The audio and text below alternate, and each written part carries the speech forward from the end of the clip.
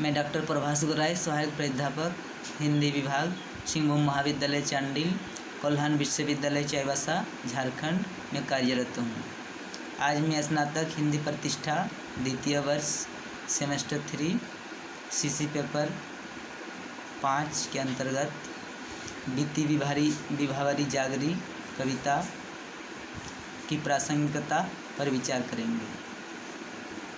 बीती विभावरी जागरी कविता प्रसाद जी ने लहर काव्य संग्रह में प्रकाशित किया है। लहर काव्य संग्रह एक गीति काव्य के रूप में जाना जाता है। तो आइए आज हम लोग जानते हैं कि बीती विभावरी जागरी कविता की प्रासंगिकता क्या है। तो बीती विभावरी जागरी, पहले कविता सुनते हैं, उसके बाद इस पर चर्चा करेंगे। बीती विभावरी जागरी, अंबर पनघट में डूबो रही, तारा घट उषा नगरी। खग कुल कुल सा बोल रहा, किसलई का अंचल डोल रहा, किसलई का अंचल डोल रहा। लो यह लतिका भी भर लाई, मधुमुकुल नवल रस गागरी। अधरों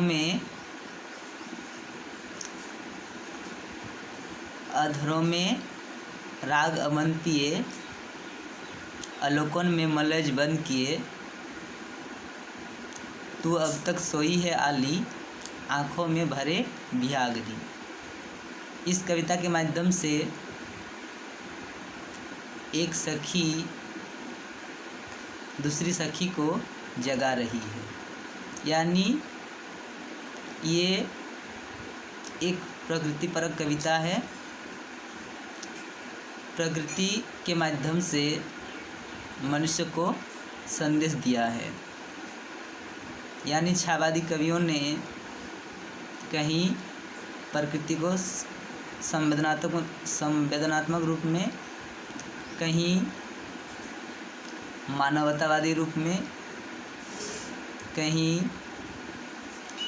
दुख में प्रकृति को दुखी, सुख में प्रकृति को सुखी बताया है, और साथ ही साथ प्रकृति को कहीं कहीं सौंदर्य के रूप में, तो कहीं नारी के रूप में, तो कहीं और सहेली के रूप में, कहीं माँ के रूप में देखा है।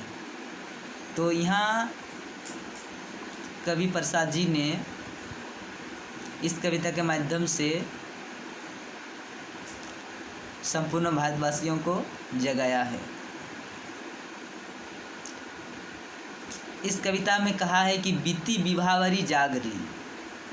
तो इस कविता के माध्यम से पता चल रहा है कि ये एक जागरण गीत है, यानी इस गीत के माध्यम से जगाया है। यहाँ एक सखी दूसरी सखी को जगा रही है। इसके माध्यम से कवि यहाँ संपूर्ण भारतवासी को जगाने का संदेश दिया है। यहाँ बता रहा है कि बीती विभावरी जागरी, अंबर पनघट में डूबो रही, तारा घट उषा नगरी। कि हे सखी, अब सुबह हो गई है, अब जाग जाओ, क्योंकि प्रकृति में सभी अपना अपना काम कर रहे हैं। हमें भी इससे सीख लेनी चाहिए और हमें भी जगकर अपना काम करनी चाहिए। बीती विभावरी जागरी, अंबर पनघट में डूबो रही, तारा घट उषा नगरी। यहाँ उषा रूपी स्त्री, तारा रूपी घड़ा के माध्यम से, यानी तारा रूपी घड़े से आसमान में डूबो रही है, पानी भर रही है। अर्थात सुबह होते ही उषा काल तारे को घड़ा में डुबो देती है, या आसमान रूपी जो नदी है, आसमान रूपी जो सरोवर है, उसमें डुबो देती है। और वैसे ही यहाँ सभी प्राकृतिक चीज़ जैसे कि उषा, सूरज, तारा, आसमान सब अपना अपना काम में व्यस्त है। तो हमें भी अभी जागकर अपना अपना काम करना चाहिए। यानी अभी सोकर नहीं रहना है, अभी जगने का समय हो गया है, इसलिए हमें जग जाना चाहिए। बोला जाता है ना कि जो सोया सो खोया, जो जगा सो पाया। तो हमें अगर कुछ चीज़ प्राप्त करना है, हमें कुछ कामनाएं करने की, तो हमें सोकर नहीं रहना चाहिए, हमें जग जाना चाहिए। तो यहाँ हमें निद्रा, तंद्रा, आलस्य, भय, क्रोध को त्याग करने के लिए हमें संदेश दिया गया है। फिर बता रहा है कि खग कुल कुल कुल सा बोल रहा, किसलय का अंचल डोल रहा, लो यह लतिका भी भर लाई, मधु मुकुल नवल रस गागरी। और क्या हो रहा है कि प्रकृति में पूरा हलचल मच गया है, पंछियों का भी कलरव शुरू हो गया है। जैसे यहाँ बता रहा है कि खगकुल कुल कुल सा बोल रहा। खगकुल यानी पंछियों का जो समूह है, जितने भी पंछी है सभी अपने अपने घोंसले में है, लेकिन सब कोई चहचहा रहे हैं, यानी मधुर संभाषण कर रहे हैं। कोमलता, कुल कुल आवाज़ करना मतलब एक मधुरता सूचक शब्द है। यानी ये जो चहचहाना है, चहचहाहट है, ये एकदम मधुरता के भाव से चहचहाहट है। तो इसलिए बोल रहा है कवि कि पंछियों के समूह भी सब जाग गए हैं और हमें भी जाग जाना चाहिए। और क्या है, खग कुल कुल कुल सा बोल रहा, किसलय का अंचल डोल रहा। और मधुरता जो है, जो वाणी है, इसके साथ साथ पंछियों के जो आवाज़ है, चहचहाहट, कलरव है, उसके साथ क्या फिर हो रहा है कि किसलय का अंचल डोल रहा। किसलय मतलब कोमल पत्ते, जैसे कि पतझड़ में जब पत्ता झड़ जाता है, उसके बाद नई नई पत्ती आ जाती है पौधे में, पेड़ में, टहनी में, तो क्या होता है, वह कोमल कल्पना के माध्यम से यहाँ दिखाया गया है कि नई जो पत्तियाँ हैं, जो किसलय है, जो कोमल पत्तियाँ हैं, वह कैसा डोल रहा है, जैसे कि आंचल, जैसे कि साड़ी की आंचल धीरे जो हवा देती है, मलयानी चलता है, तो उस समय क्या होता है कि यह किस तरह लहलहाती है, वैसे ही यहाँ क्या है, एक कोमल किसलय यानी कोमल पत्ता भी डोल रहा है, किसलय का अंचल डोल रहा। यानी यहाँ क्या मानवीकरण अलंकार का प्रयोग किया, किसलय को यहाँ आंचल के रूप में देखा गया है। यानी यहाँ जब प्रकृति को हम लोग मानव के साथ तुलना करते हैं तो वहाँ क्या होता है कि मानवीकरण अलंकार होता है। तो यहाँ पत्तियों को एक अंचल के रूप में देखा गया है, रूपक प्रस्तुत किया गया है, तो अंचल के समान डोल रहा है।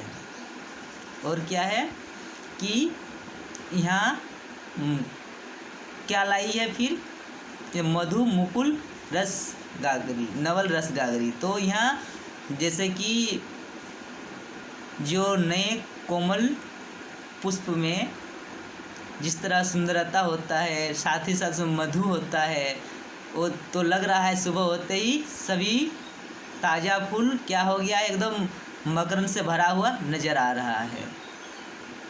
और आगे बता रहा है कि जैसे कि इसमें बताया कि खगकुल कुलकुल सा बोल रहा, किसलय का अंचल डोल रहा, लो यह लतिका भी भर लाई,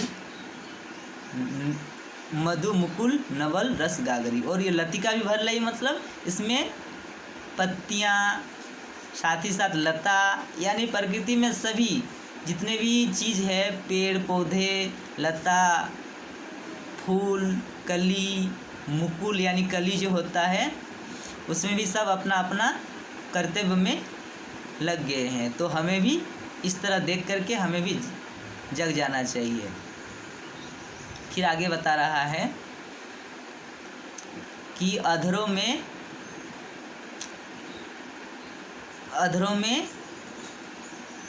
अमन रस अमन पिए, आलोकों में मलज बंद किए, अब तक तू अब तक सोई है आली, आँखों में भरी बिहागरी। तो उसके बाद क्या है कि अधरों में रस अमन पिए, यानी ये होठों में जो सुंदरता है, जो राग मतलब कि अनुराग, यानी प्रेम के जो बादल है, प्रेम के जो रंग है, होठों में जो लालिमा है, यह पूरा एकदम भरा हुआ है। और क्या है इसमें अधरों में आलोकों में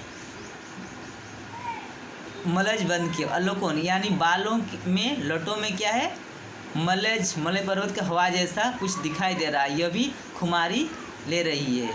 इस तरह आगे कवि बता रहे हैं कि अब तक तो सोई है अली, आँखों में बिहागरी। तो अब तक तो सोई है अली, हे भारतवासियों अभी तक जगे हैं, अभी हमें जग जाना चाहिए, अभी तक नहीं सोना चाहिए। और क्या है बिहागरी यानी खुमारी, जो ये नशा है आलस से, ये हमें छोड़ देना चाहिए। इस तरह जागरण का संदेश इस कविता के माध्यम से हमें मिलती है। धन्यवाद।